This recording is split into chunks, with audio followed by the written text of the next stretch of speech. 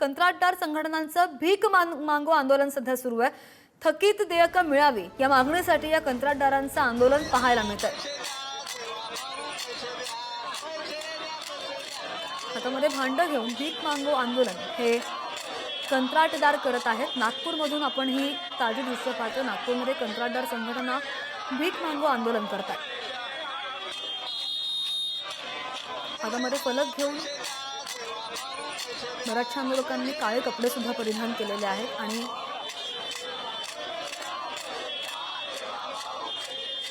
जलजीवन mission अशा आशयाचे banners किंवा posters यांच्या हातामध्ये आपल्याला पाहायला मिळतात। घोषणाबाजी होतीये।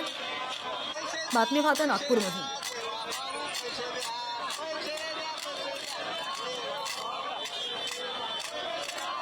जलजीवन मिशन कंत्राटदार करतात उपोषण अशा आशयाचे फलक त्यांच्याकडे आपण पाहतोय आणि या संदर्भात अधिकचे अपडेट घेऊयात आमचे प्रतिनिधी जितेंद्र आपल्या सोबत आहे। जितेंद्र, भीक मागो आंदोलन सुरू आहे कंत्राटदारांचं, काय मागणी आहे नेमकी त्यांची? जितेंद्र, आवाज येतो? कशासाठी आंदोलन सुरू आहे?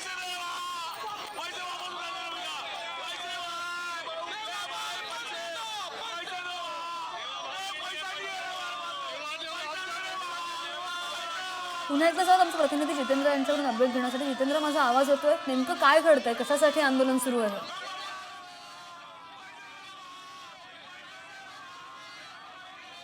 कंत्राटदारांचे 89,000 कोटी थकबाकी आहेत।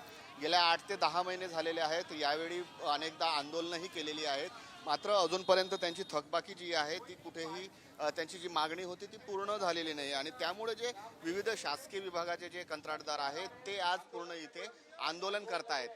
आपण पाहू शकतो की नागपूरच्या संविधान चौकामध्ये हे भीक मागो आंदोलन सुरू आहे आणि या भीक मागो आंदोलनामध्ये विदर्भातील सर्व जिल्ह्यातील जे विविध विभागातील शासकीय कंत्राटदार आहेत ते सहभागी झालेले आहेत आणि आज ते इथे भीक मागून आंदोलन करतायत। कारण गेल्या 8 ते 10 महिन्यांपासून अनेक योजना ज्या आहेत त्या यांच्या ज्या थांबलेल्या आहेत आणि त्यांचा निधी जो आहे तो अजूनपर्यंत त्यांना मिळालेला नाहीये। काय परिस्थिती घेऊन तुम्ही आज इथे भीक मागो आंदोलन करताय? हे बघा, मागच्या 1 वर्षापासून आमच्या सर्व कॉन्ट्रॅक्टर लोकांचे कष्टाचे मेहनतीचे पैसे या सरकारने थांबवून ठेवले आहे। त्या पैशामुळे आमचा एक भाऊ पाटील म्हणून ज्यांनी आत्महत्या केली, पण ती आत्महत्या नसून त्याला आत्महत्येस प्रवृत्त करण्यात आला आहे। जसं एखाद्याने आत्महत्या केली, त्यांनी जर एखादी सुसाईड नोट लिहून ठेवली तर त्याच्यावर ज्याचं नाव लिहून ठेवलं असलं की याचे माझ्यावर पैसे असले म्हणून मी सुसाईड करत आहे तर त्याच्यावर कारवाई केली जाते। तसंच आमचं एकच म्हणणं आहे की त्या आमच्या भावानी केलेली ती आत्महत्या नसून त्याला आत्महत्येस प्रवृत्त केलं आहे। आता काय तुमचं म्हणणं आहे? किती लवकरात लवकर निधी द्यावा, नाहीतर तुमची परिस्थिती कशी झाली? ची मागणी एकच आहे की फक्त एखाद्या आठवड्यात आम्हाला लवकरात लवकर निधी द्यायला पाहिजे। जर निधी नाही दिला तर आम्ही मुंबईत सगळेच्या सगळे धडक देऊन याच्यापेक्षा उग्र आंदोलन करू। जवळपास मार्च 2024 पासून आमची परिस्थिती सुरू आहे। आम्हाला वाटलं विधानसभा आहे, लोकसभा आहे, पण यांनी फक्त आमचा वेळ काढूपणा केलाय। लाडकी बहीण फक्त यासाठी सर्व जबाबदार आहे लाडकी बहीण। तुम्ही लाडक्या बहीणला पैसे द्या पण आमच्या ठेकेदारावर अन्याय करू नका। आम्ही सुशिक्षित, बेरोजगार, अभियंते इकडून तिकडून बँकेचं सीसी लोन घेऊन आम्ही कामं करताय।